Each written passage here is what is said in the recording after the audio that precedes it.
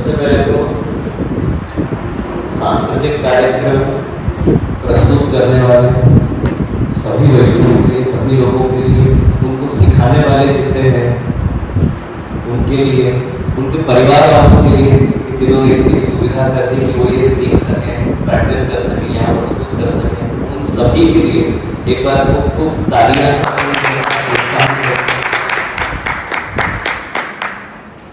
अत्यंत सुंदर प्रस्तुति रही। आप सभी वैष्णवों का, सभी लोगों को खूब खूब बधाई और खूब खूब आशीर्वाद। बहुत सुंदर कार्यक्रम आप लोगों ने प्रस्तुत किया। आप लोगों का होश, आप लोगों का उत्साह आपके सांस्कृतिक कार्यक्रम में झलक रहा है। अत्यंत आनंद का अवसर है कि प्रतिवर्ष की तरह इस वर्ष भी महेश्वरी भवन के प्रांगण में श्रीमद् भगवत गीता के ऊपर चर्चा करने के लिए, सत्संग करने के लिए अपन यहाँ एकत्रित हुए।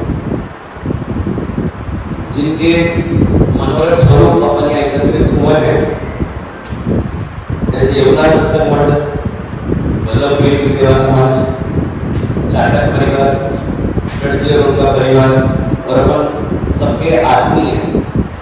और खामगांव वैष्णव समाज के वरिष्ठ वैष्णव में से एक गोविंदा जी और उनके पूरे परिवार को, अत्र उपस्थित आप सभी सनातन धर्मावलंबी जनों को मैं खूब खूब यहाँ पे आप सभी का स्वागत करता हूँ इस 5 दिवसीय गीता सत्संग महोत्सव में।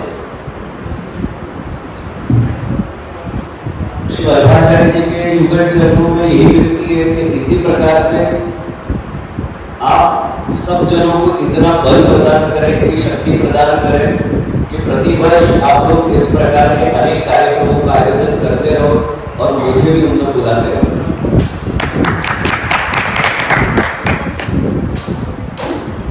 श्रीमद् भगवत गीता दुनिया का एकमात्र ऐसा महानतम ग्रंथ है जिसकी जयंती मनाई जाती है। अपने शास्त्रों में अनेक प्रकार के ग्रंथ अपन को प्राप्त है, लेकिन उनमें से किसी भी ग्रंथ की रचना की एग्जैक्ट तारीख अपन को प्राप्त नहीं है, परंतु श्रीमद् भगवत गीता की है। कौन सी तारीख है वो, या कौन सी तिथि है वो? मार्गशीर्ष महीने के शुक्ल पक्ष की एकादशी। इस तिथि को अपन मोक्षदा एकादशी के नाम से भी जानते हैं। ये श्रीमद् भगवत गीता की रचना की एग्जैक्ट तारीख है। श्रीमद् भगवत गीता सौभाग्य से हिंदू धर्म में अंदर अपने को प्राप्त होती है, लेकिन ये ग्रंथ केवल हिंदुओं के लिए नहीं, ये ग्रंथ समग्र मानव जाति के लिए है। भगवान में और महापुरुषों की जो वाणी है, उनके वाणी का कमाल यही है कि भले ही उनकी वाणी किसी एक व्यक्ति के लिए कही गई होगी, लेकिन वो उपदेश केवल उस एक व्यक्ति के लिए नहीं, समस्त मानव जाति के लिए है। समग्र सनातन धर्म की फिलॉसफी को अगर शॉर्ट में अपन को समझना हो तो वो ग्रंथ है श्रीमद् भगवत गीता। श्रीमद् भगवत गीता ये नाम मथुरा है, इसका पूरा नाम है श्रीमद् भगवत गीतोपनिषद। श्रीमद् भगवत गीता को उपनिषद का दर्जा प्राप्त है, श्रुति प्रमाण के अंतर्गत आता है। और गीता जी के महात्म्य के श्लोकों में आता है, सर्वोपनिषदों गावो दुग्धा गोपाल नंदन पार्थो वत्स सुधीर भोक्ता दुग्धम गीतामृतम महत्। उपनिषद गाय का रूप है, और अगर उपनिषद गाय है तो सर्व उपनिषदों का सार श्रीमद् भगवत गीता है, तो दूध वो श्रीमद् भगवत गीता है। अब दूध अपने आप में प्रकट होता है, उसको दूधना पड़ता है, और दूधने के लिए ग्वाले की आवश्यकता है। यहाँ पे ग्वाला कौन है? तो स्वयं भगवान श्री कृष्ण। भगवान श्री कृष्ण से बेहतर और कोई ग्वाला हो सकता है जो गाय से थन में से दूध धो के अपने पहला अधिकार उसके बछड़े का होता है। तो यहाँ बछड़ा कौन है? अर्जुन, स्वयं अर्जुन यहाँ पर वो बछड़ा है। और जो लोग इस दुग्ध का पान करते हैं, गीता रूपी दूध का जो लोग पान करते हैं, उन लोगों को यहाँ महात्मा के श्लोक में क्या कहा गया? सुधीर। ऐसे लोग सुधीर हैं। सुधीर यानी बुद्धिमानी। गीता जी का पाठ है, गीता जी का पान करने वाले लोग बुद्धिमानी कहे जाते हैं। आज बहुत से ऐसे लोग होंगे जिनको श्रीमद् भागवत और श्रीमद् भगवत गीता में अंतर नहीं पता होगा या कंफ्यूज हो जाते हैं। श्रीमद् भागवत और श्रीमद् भगवत गीता ये दोनों एक दूसरे से अलग है, इन दोनों में भेद है। मुझसे अगर आप पूछोगे यदि आप भगवान के महात्म्य को जानना चाहते हो तो आपको श्रीमद् भागवत में प्राप्त होगा, लेकिन अगर आप भगवान की वाणी को सुनना चाहते हो तो वो श्रीमद् भगवत गीता है। अब आप केवल कल्पना करो श्रीमद् भागवत को, भगवत गीता को। इसका अपन सबने भागवत सुनी है, काफी बार अपन सुनी। दशम स्कंद से भी अपन परिचित हैं, कृष्ण की लीलाओं से भी अपन परिचित हैं। अब आप लोग कल्पना करो श्रीमद् भागवत में भगवान श्री कृष्ण के आजू बाजू गाय है, कुरुक्षेत्र में यहाँ भगवान के आजू बाजू घोड़ा है, वहां भगवान के आजू बाजू गोपी है, ग्वाल है, यहाँ उनके आजू बाजू योद्धा है, वहां भगवान के श्रीहस्त में वेणु है, यहाँ भगवान के श्रीहस्त में शंख है, चाबुक है। ब्रज में वेणुनाथ है, कुरुक्षेत्र में शंखनाथ है। ब्रज में रास की भूमि है, यहाँ रणभूमि है। ब्रज में भगवान ने अपने माधुर्य को प्रकट किया है, लेकिन कुरुक्षेत्र में भगवान ने अपने महात्म्य को प्रकट किया। ब्रज में आप धर्मी स्वरूप से विराजे हो, लेकिन यहाँ पे आप धर्म स्वरूप से विराजे। श्रीमद् भगवत गीता जैसे ग्रंथ भले ही किसी एक काल में कहे गए हो, लेकिन वो उपदेश, वो ग्रंथ केवल उस काल तक सीमित नहीं है। गीता जी में अर्जुन को जो समस्या थी, क्या वो समस्या आज अपन को नहीं है? सही और गलत चुनने में दिक्कत क्या अपने को नहीं आती? दो सही के बीच में चुनने में क्या अपने को दिक्कत नहीं आती? दो गलत के बीच में किसको चुने? बहुत बार ऐसी भी परिस्थिति आती है जहाँ पे आपको दो मालूम है दोनों चीज गलत है, पर एक करना ही पड़ेगा। अब उसमें से कम गलत कौन सा है उसको चुनने का विवेक। काम, क्रोध, लोभ, मोह, मद, मात्सर्य, अभिमान, क्या इन सब से अपन ग्रसित नहीं है? क्या आज अपन को इन सब चीजों की दिक्कत नहीं है? रोग वही है, जो रोग पहले थे वही रोग आज भी है, और ये सभी रोग शाश्वत है, और इन शाश्वत रोगों की शाश्वत दवाई है श्रीमद् भगवत गीता। आप लोग सब जानते ही होंगे महाभारत के भीष्म पर्व के अंतर्गत श्रीमद् भगवत गीता का उपदेश है। 700 श्लोक है श्रीमद् भगवत गीता में, जिसमें से 574 श्लोक ये भगवान श्री कृष्ण के द्वारा कहे गए हैं। अर्जुन के 84 श्लोक है, संजय के 41 श्लोक है, और केवल एक श्लोक धृतराष्ट्र का।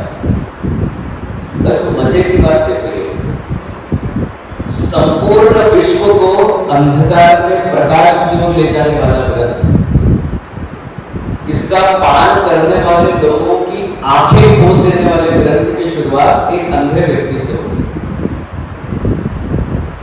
गीता जी का सबसे प्रथम श्लोक धृतराष्ट्र का है, वही एक श्लोक है धृतराष्ट्र का। अब प्रथम श्लोक में धृतराष्ट्र क्या कहता है? धर्म क्षेत्रे कुरुक्षेत्रे समवेता युयुत्सवः मामकः पांडवाश्चैव किम कुर्वत संजय। धृतराष्ट्र संजय से क्या पूछ रहे? धर्म भूमि, धर्म की भूमि यानी धर्म क्षेत्र, ऐसे कुरुक्षेत्र में मेरे और पांडु के पुत्रों के बीच में क्या चलता है, मुझे विस्तार से बताओ। अब अपन एक एक शब्द पे आते हैं। आप लोगों को मालूम है कुरुक्षेत्र की भूमि को धर्म क्षेत्र क्यों कहा जाता है? तो धर्म क्षेत्र क्यों कहा जाता है उसको मतलब आइडिया है? कुरुक्षेत्र की भूमि को धर्म क्षेत्र कहा जाता है। अपने इतिहास में अब तक ऐसा प्राप्त होता है कि कुरु नाम के एक राजा थे और उन्हीं के वंशज होने के कारण इनको कौरव बोला जाता है। ऐसे देखा जाए तो पांडव भी कौरव ही है, क्योंकि वो भी गुरु राजा के ही वंश में आते हैं। लेकिन ये तो धृतराष्ट्र की भेद बुद्धि है कि मेरे और पांडु के पुत्र, इस वजह से फिर वो धीरे धीरे पांडव के नाम से प्रचलित हुए। बाकी देखा जाए तो पांचों पांडव भी कौरव ही है। तो गुरु नाम के राजा थे, ये अत्यंत धर्मशील राजा थे।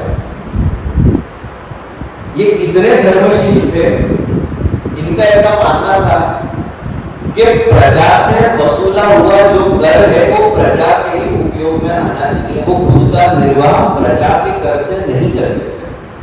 प्रजा से जो टैक्स वसूला जाता है उसका उपयोग प्रजा के लिए ही होना चाहिए। तो खुद का निर्वाह कैसे करते थे?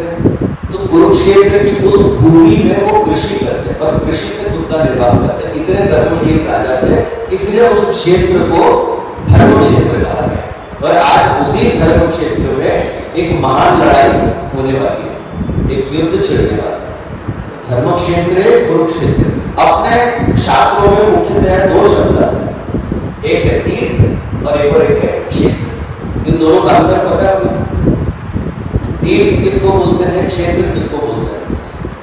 अच्छा, जगन्नाथपुरी तीर्थ है कि क्षेत्र है? जगन्नाथपुरी तीर्थ है कि क्षेत्र है? कितने लोग मानते हैं क्षेत्र है और कितने लोग मानते हैं तीर्थ है? तीर्थ यानी तीर्थ किसको बोलते हैं? जहां पे जल और स्थल यानी भूमि और उस भूमि में जो जल है, दोनों का जहां महात्म्य है वो तीर्थ।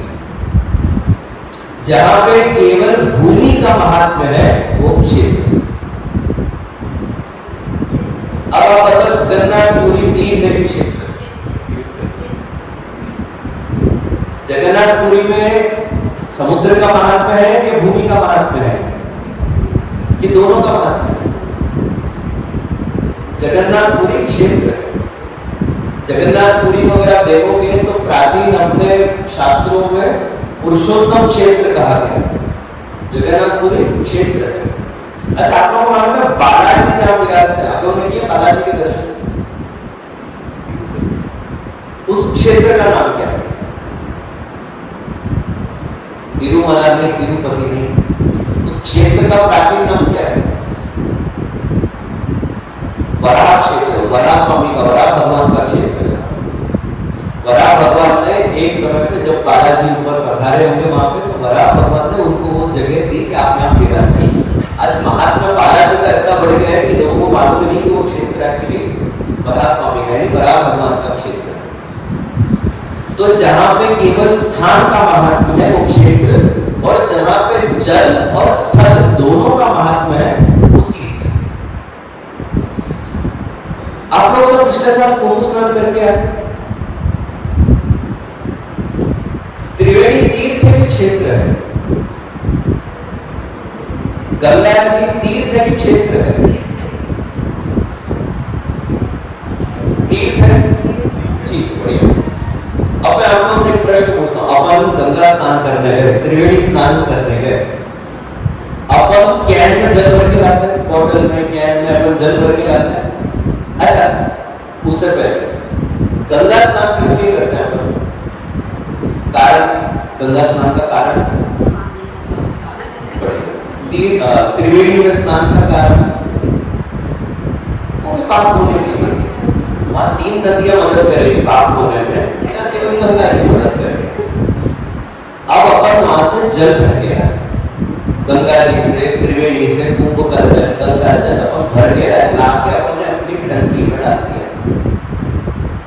बराबर? अब वो जल लाके अपन अपनी टंकी में डाल दिया। अब इधर ही नहाते नहाते अपने पाप धुलेंगे कि नहीं धुलेंगे? वो गंगा जल है कि नहीं है? गंगा जल है, तीर्थ का जल है, कुंभ का जल है, उसको लाके अपन अपनी टंकी में डाल दिया।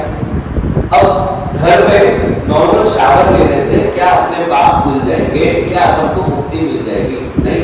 क्यों? क्यों नहीं मिलेगी? ऊपर से डाला होगा।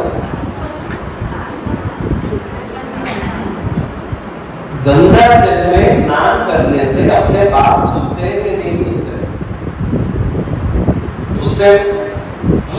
अब वही अपन अपने घर के टाके में डाल के नहा लो तो आपत्ति क्या है? उसमें क्यों पाप नहीं धुलेंगे? क्योंकि महात्मा केवल जल का नहीं है, जल के साथ साथ स्थल का महात्मा है। जो केवल जल का महात्म्य होता तो वो जल आप कहीं भी स्नान कर लो आपके पाप धुल जाते हैं, पर केवल जल का महात्म्य नहीं है, स्थल का भी महात्म्य है। इसलिए वहां जाकर स्नान करने पर ही आपके पाप धुलेंगे। इसलिए सबसे ज्यादा पापी कहां इकट्ठे होते हैं?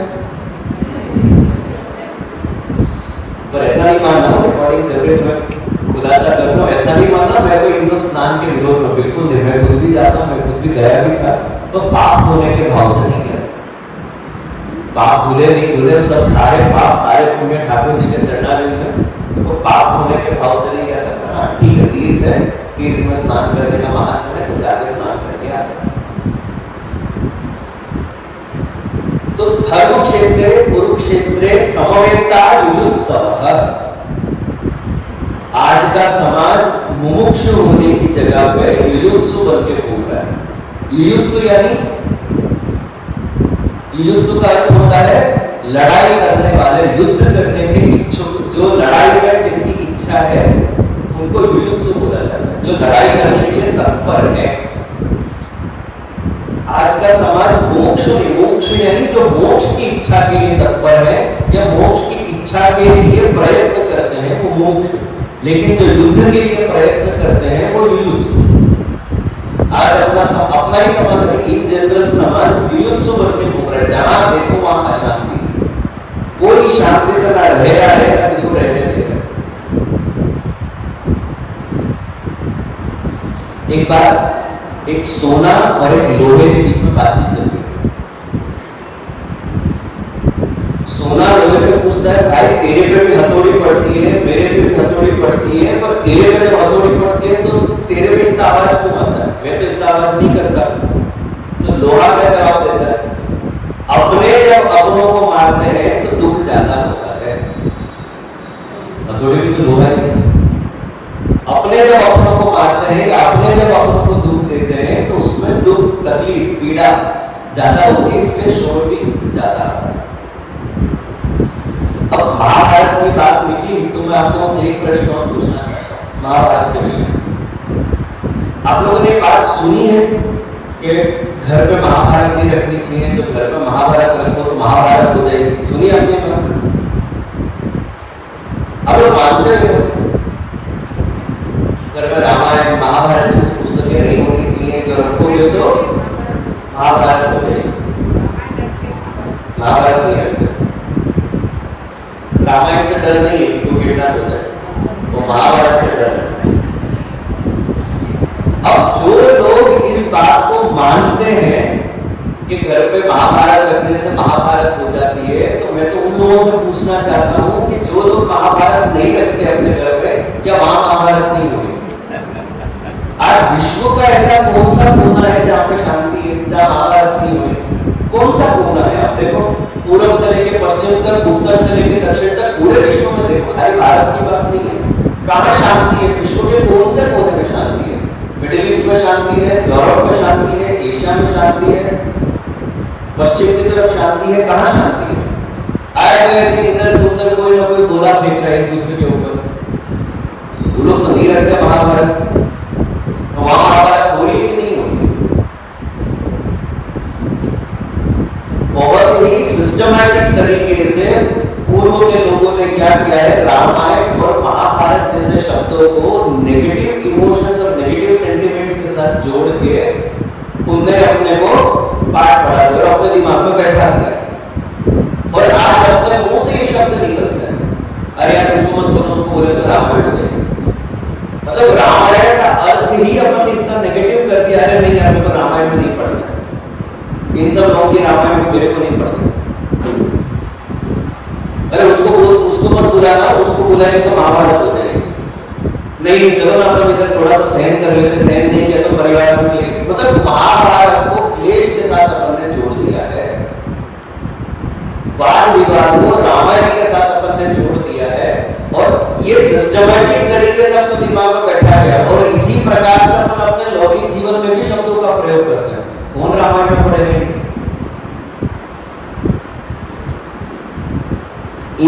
मान्यताओं के कारण आज अपना समाज अपने इन मूल धर्म ग्रंथों से दूर हो गया। आज अपने घर में पुस्तक भी नहीं बसाई। कितनों के घर में वाल्मीकि रामायण हो गए, कितनों के घर में महाभारत है, भागवत हो गया, अपन सबने कंठी पहन रखी है, भागवत बिठा बिठा के अपने घर में भागवत है, बाकी की पुस्तक है। वेद की कौन सी पुस्तक अपने पास है, उपनिषद की कौन सी पुस्तक अपने पास है, उनके ट्रांसलेशन भी है अपने पास। और जब से अपना समाज मूल धर्म ग्रंथों से दूर हुआ है, तब से अंधश्रद्धा ने प्रवेश किया। और जब जब आप अपने मूल ग्रंथों से दूर रहोगे, तब तक आप अंधविश्वासी बन ही जाओगे।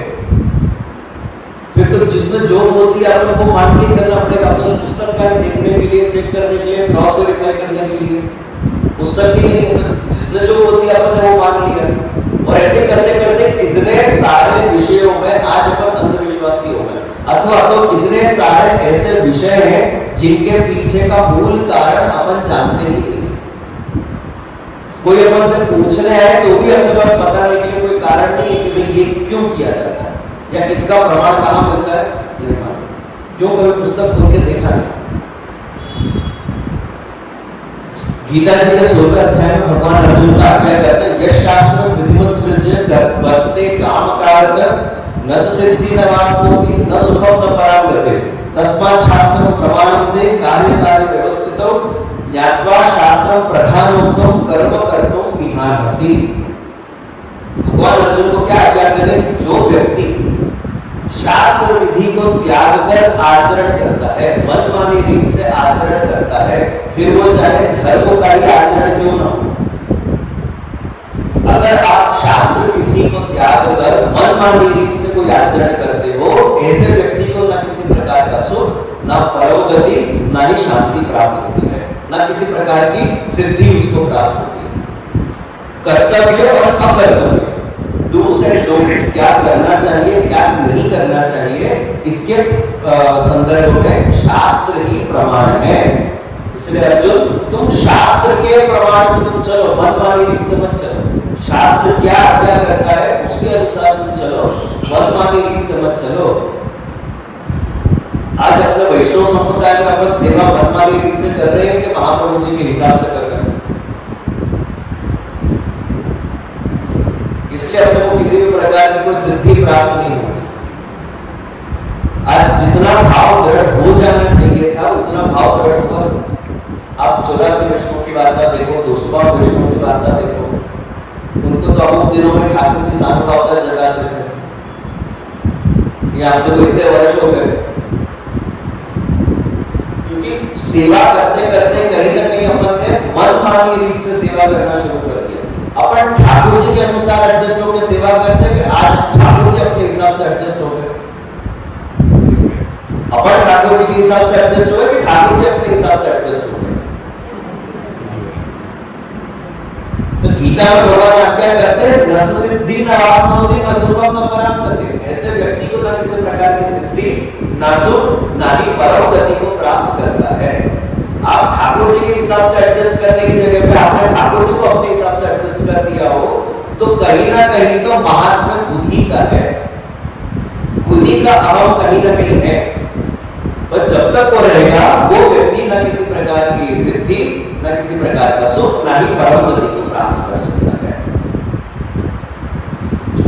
पुष्टि संप्रदाय भले ही भाव प्रधान हो, पुष्टि मार्ग भले ही भाव प्रधान हो, लेकिन आपका भाव पुष्टि मार्ग के सिद्धांत के दायरे के अंदर होना चाहिए।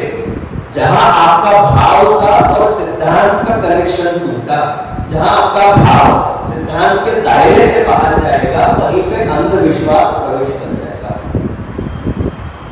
तो भाव करने के लिए भी अपने को सिद्धांत का ज्ञान तो होना चाहिए। भाव के नाम पे कुछ भी नहीं अपन भाव करो, तो भाव करने के लिए भी एक हद तक तो सिद्धांत का ज्ञान होना चाहिए, जिससे आपका भाव सिद्धांत के दायरे में रहे।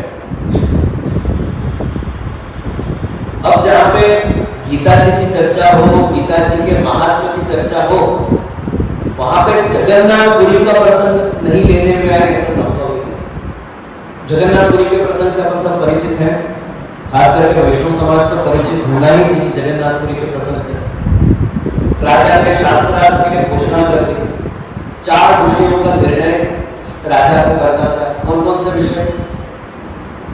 4 विषय शास्त्रार्थ के जगन्नाथपुरी में कौन कौन से? सबसे बड़ा शास्त्र कौन सा है, सबसे बड़े देवता कौन से हैं, सबसे बड़ा मंत्र कौन सा है और सबसे बड़ा कर्म कौन सा है। शास्त्रार्थ चला, गहन चर्चा चली, लेकिन निर्णय नहीं निकला। श्री महाप्रभु जी श्री वल्लभाचार्य जी उस शास्त्रार्थ में पधारे। राजा ने उनसे विनती करे कि आप निर्णय दो।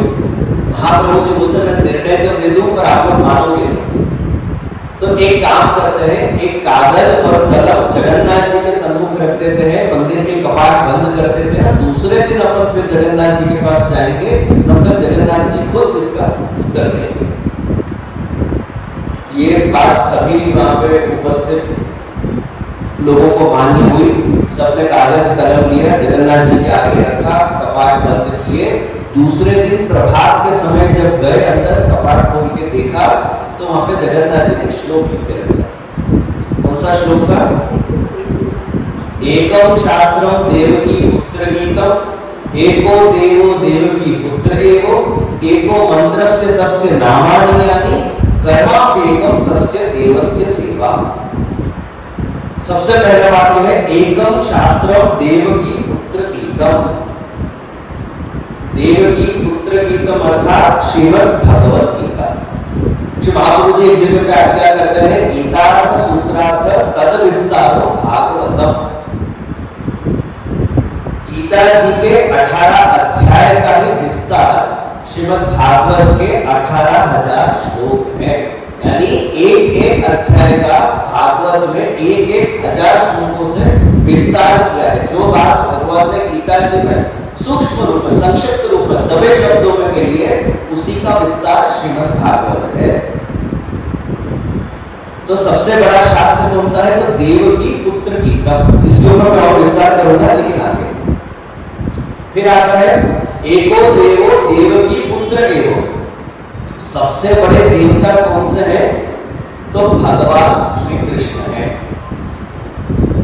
अब मैं बड़ी कंट्रोवर्शियल बात बोलने वाला हूं, पर अगर आप लोग ध्यान से समझोगे तो कंट्रोवर्सी नहीं है, लेकिन हो सकता है किसी किसी को चुभ जाए या किसी किसी को अखर जाए, पर जो सत्य है वो सत्य है। और ये बात मैं अत्यंत आदर रखते हुए कह रहा हूं। हर एक देवी देवता भगवान नहीं होते, हर एक देवी देवता को भगवान नहीं बोला जाता।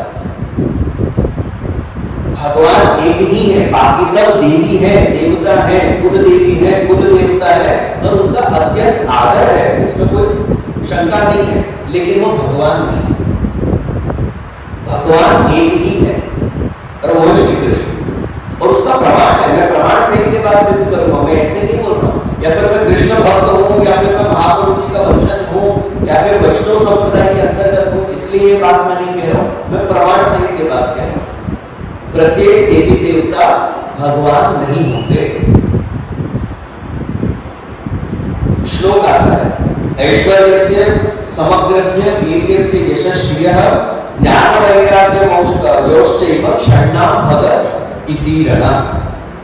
अर्थात ऐश्वर्य, वीर्य, यश, श्री, ज्ञान और वैराग्य, इनको इकट्ठे भव बोलते हैं, जिनको अपन दूसरे शब्दों में षड धर्म भी बोलते हैं। भगवान के लिए षड धर्म है, इनको पौराणिक भाषा में भव बोलते हैं। ये भव अपनी संपूर्णता से जिसके अंदर विद्यमान है वो होते हैं भगवान। अब ये 6 के 6 गुण या 6 के 6 धर्म किसके अंदर है?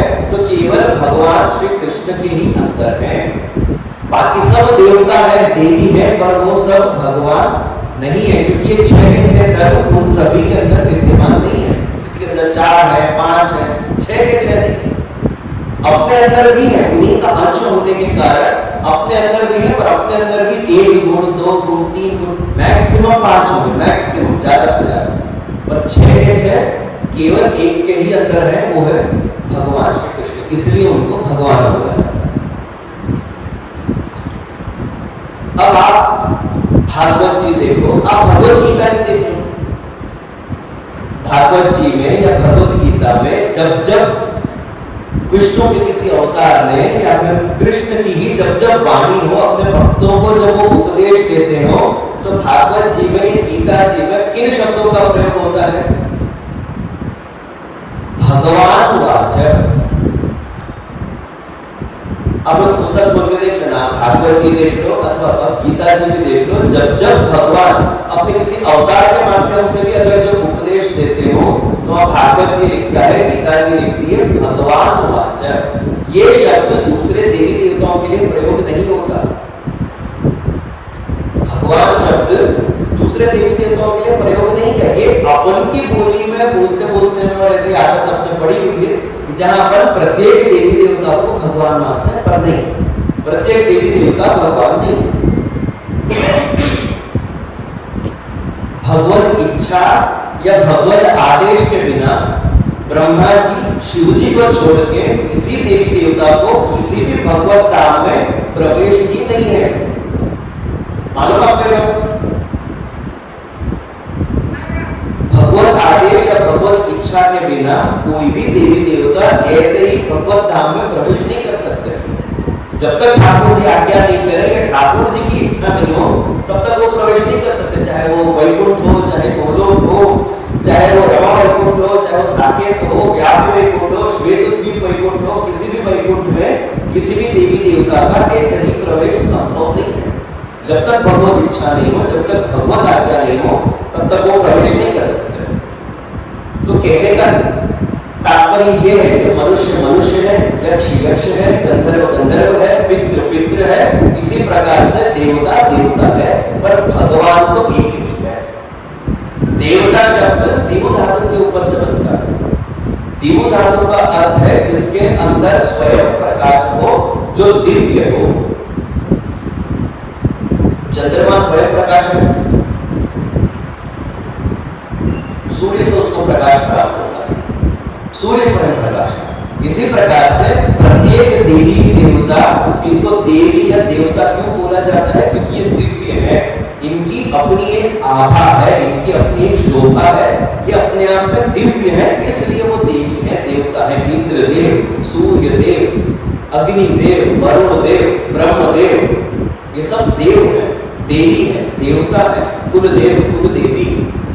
पर ये भगवान नहीं है। भगवान कौन है? तो भगवान एकमात्र श्री कृष्ण ही है।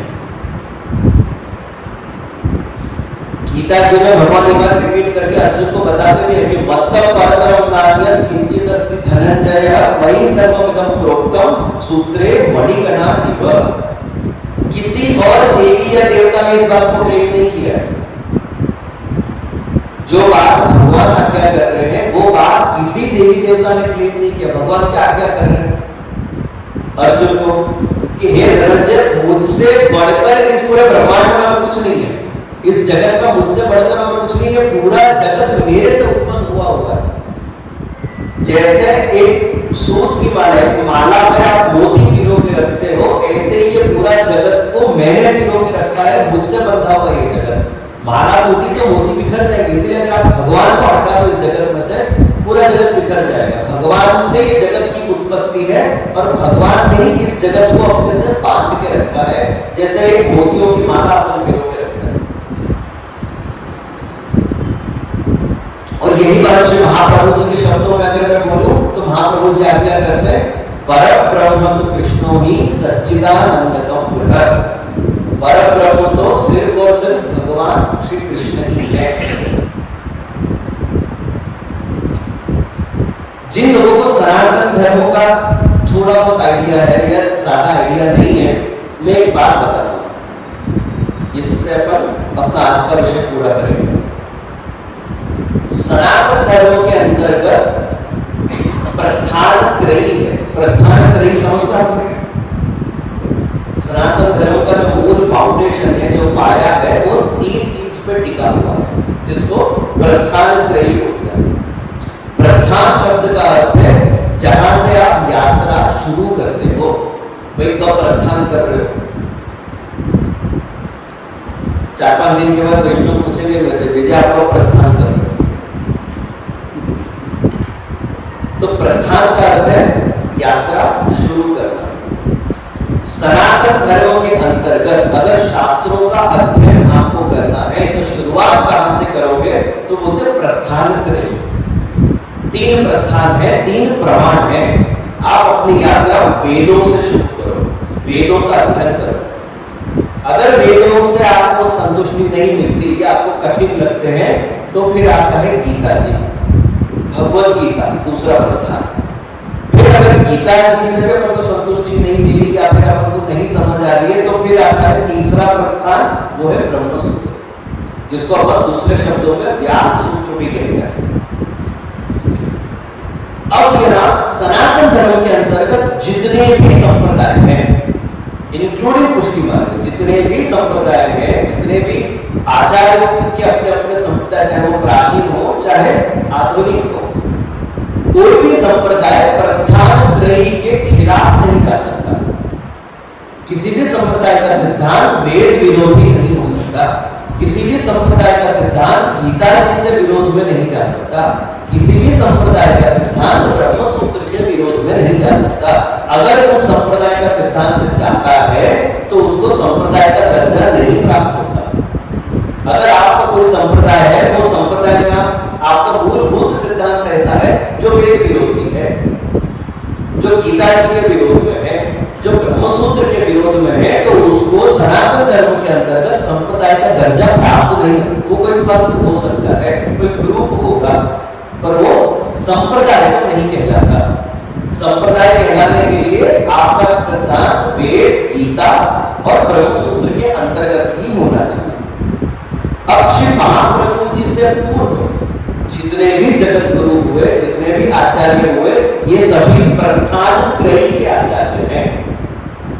श्रुति प्रस्थान अर्थात वेद, स्मृति प्रस्थान अर्थात भगवत गीता और सूत्र प्रस्थान अर्थात ब्रह्म सूत्र। श्री महाप्रभु जी अपने समय के पहले आचार्य थे। श्री वल्लभाचार्य जी अपने समय के पहले आचार्य थे जिन्होंने पुराण प्रस्थान को भी स्वीकार किया और वो प्रस्थान अपने लिए बना श्रीमद् भागवत प्रमाण, पुराण प्रमाण के रूप में अपने यहाँ पे श्रीमद् भागवत है। इसीलिए महाप्रभु जी शास्त्रार्थ प्रकरण में क्या करते हैं? वेदाः कृष्ण वाक्यानि व्यास सूत्राणि चैतरी समाधि भाषा व्यासस्य प्रमाणं तच्चतुष्टयम्। पुष्टि संप्रदाय के 4 मूल प्रमाण कौन से हैं? तो वेदाः, वेद, कृष्ण वाक्यानि, भगवत गीता, व्यास सूत्राणि और फिर समाधि भाषा व्यासस्य अर्थात श्रीमद् भागवत। अब यहाँ पे प्रश्न उत्पन्न होता है प्रस्थान त्रयी में। अब आप वेद को देखो, ब्रह्म सूत्र को देखो, तो ये इनको अपौरुष बोलते हैं। अपौरुष, अपौरुष यानी ये किसी पुरुष की रचना नहीं है, ये किसी ऋषि मुनि संत महात्मा की रचना नहीं है, किसी व्यक्ति की रचना नहीं है, किसी मनुष्य की रचना नहीं है, ये साक्षात परब्रह्म की रचना है। साक्षात परमात्मा की वाणी है वेद और ब्रह्म सूत्र। अब ये दो परमात्मा की वाणी के बीच में एक देवता की वाणी कैसे आ गई?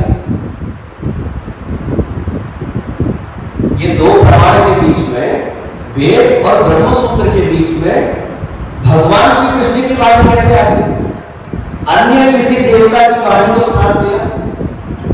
ऐसा तो नहीं है कि दूसरे देवी देवताओं ने उपदेश नहीं दिए हैं। आप भागवत जी देखो, आप अनेक पुराण देखो, आपको ब्रह्मा जी के उपदेश मिलेंगे, शिव जी के उपदेश मिलेंगे, देवी भागवत में देवी कितना सारा उपदेश देते हैं, आपको दूसरे देवी देवताओं के भी उपदेश प्राप्त होंगे। लेकिन उनमें से किसी भी देवी देवताओं के उपदेश को प्रस्थान त्रयी में स्थान नहीं मिला, केवल एक ही देवता के वाणी को स्थान मिला और वो है श्री कृष्ण। क्यों ऐसे? उसका कारण यही इस बात का सूचन है, यही इस बात का प्रमाण है कि भगवान श्री कृष्ण ही वो परमात्मा है जिनके मुख से वेद निकला और जिनके मुख से ब्रह्म सूत्र निकला। इसलिए भगवान की ही वाणी को प्रस्थान त्रयी में स्थान दिया गया है। इसलिए वेद, श्रीमद् भगवत गीता और ब्रह्म सूत्र ये प्रस्थान त्रयी है जिसके ऊपर सनातन धर्म टिका हुआ है। उसी के अंतर्गत आता है पुष्टि मार्ग, जिसके साथ साथ महाप्रभु जी ने एक और प्रमाण जोड़ दिया है, वो श्रीमद् भागवत। तो अपन चतुष्टय प्रमाण में चलते हैं, 4 प्रमाण अपने संप्रदाय के होते हैं और ओवरऑल सनातन धर्म की जो पूरी फिलॉसफी है वो 3 प्रमाण के आधार पर चलती है।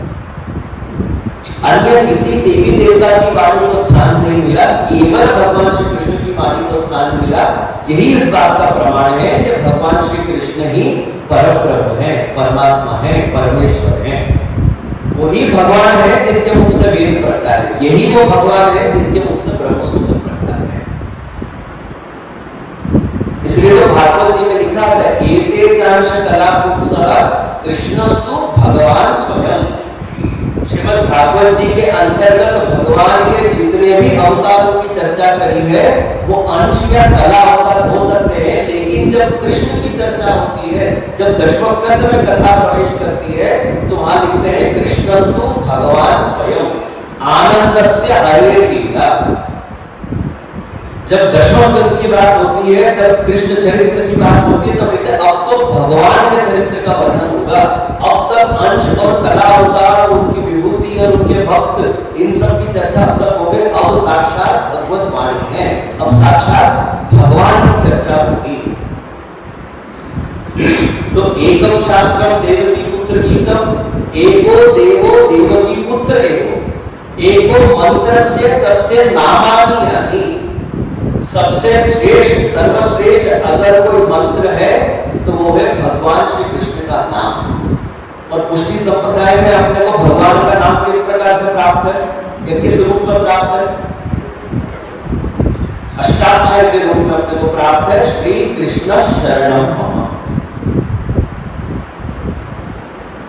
तो सबसे बड़ा मंत्र, आपको कोई और मंत्र आते हो या नहीं आते हो, अगर आपको ये मंत्र आता है श्री कृष्ण शरणम मम, अगर आपको ये अष्टाक्षर मंत्र आता है तो अपने आप में पर्याप्त। इससे बड़ा और कोई मंत्र नहीं है।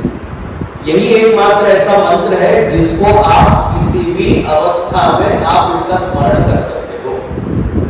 शौच में, आशौच में, चलते फिरते, घूमते फिरते, खाते पीते, पैरों में चप्पल पहन के, गाड़ी में जाते हुए, ट्रैवल करते हुए, किसी भी अवस्था में इस मंत्र का जाप हो सकता है, इस मंत्र का स्मरण हो सकता है। ये सुविधा आपको अन्य किसी मंत्र, किसी श्लोक में प्राप्त नहीं है, अन्य किसी देवता के लिए भी प्राप्त नहीं है। जो करोगे तो अपराध लगेगा। उस देवता की गरिमा का ध्यान रखना आवश्यक है, उस देवता का नाम का महत्व का, गरिमा का ध्यान रखना आवश्यक है, मंत्र की गरिमा का मान रखना आवश्यक है। लेकिन जब आप अष्टाक्षर की बात करते हो तो क्योंकि ये परमात्मा का मंत्र है, परब्रह्म का मंत्र है, इसलिए कभी भी किसी भी अवस्था में इसका जप हो सकता है, इसका स्मरण हो सकता है। फिर जगन्नाथ चरित्र में क्या लिखते हैं? कर्मापेकम तस्य देवस्य सेवा। सबसे बड़ा कर्म अगर इस विश्व में आप कोई कर सकते हो तो वो है इस परमात्मा की सेवा करना। और यही परमात्मा श्री महाप्रभु श्री वल्लभाचार्य जी की कृपा से अपन सबके घर में विद्यमान है, अपन सबके घर में विराजमान है।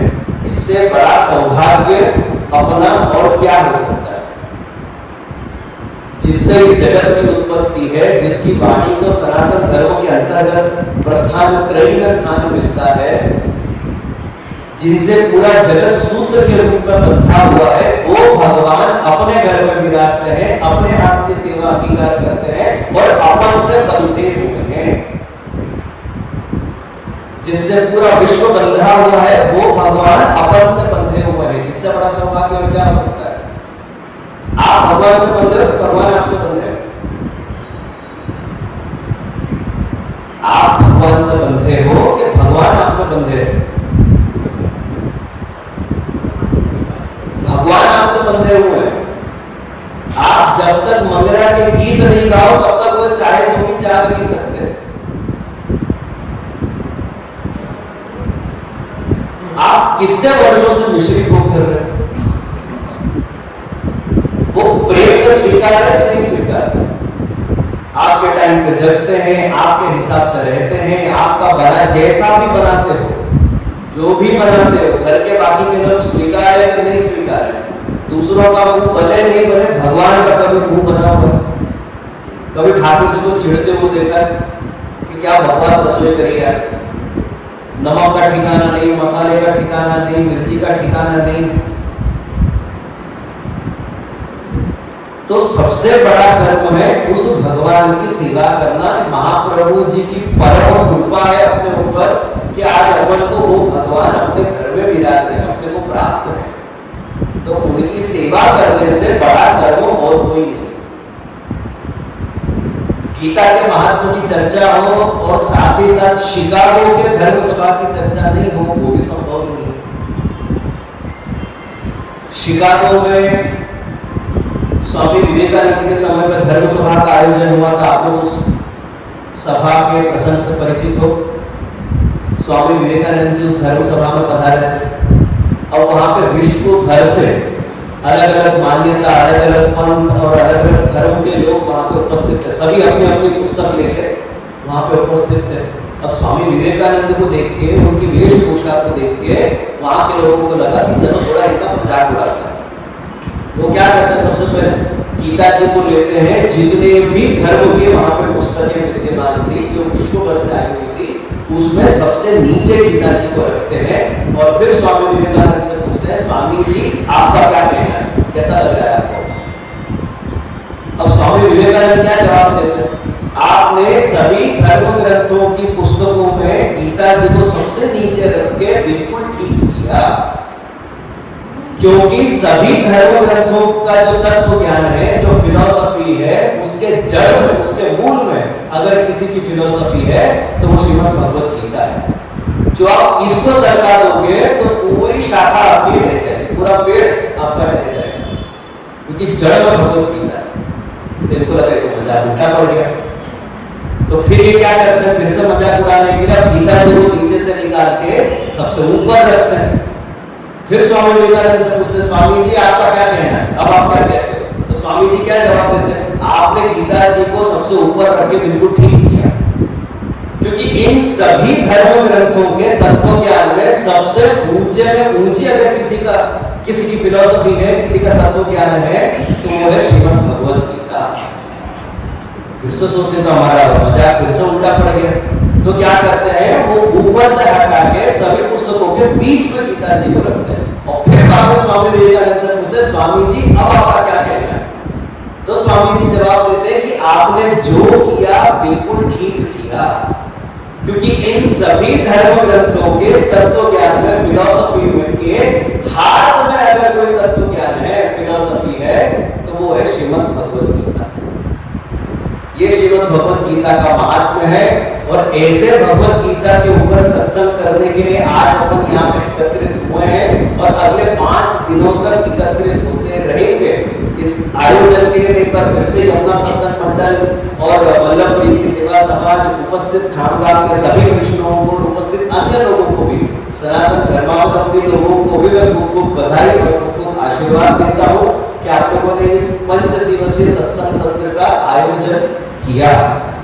मुझे लगता है कि मेरा आज का समय यहीं पे पूरा होता है। आज के विषय को अपन यहीं तक रखते हैं। गीता जी की चर्चा अपन पर ठीक थोड़े जल्दी समय पर, इसी समय पर तो नहीं, थोड़े जल्दी समय पर अपन आरंभ करेंगे और गीता जी पर अपन सत्संग कल से आरंभ करेंगे। किसी के मन में कोई शंका हो तो आप लोग मुझसे पूछ सकते हैं। उपनी करनी है ये आप सबके हाथ में। मेरे को तो टारगेट दिया हुआ है कि मेरे को 24 तारीख तक 12 अध्याय पूरा करना है। वो मैं किसी भी हाल में पूरा करके रहूंगा। विस्तार से पूरा करना है कि संक्षिप्त में पूरा करना है, ये आप सभी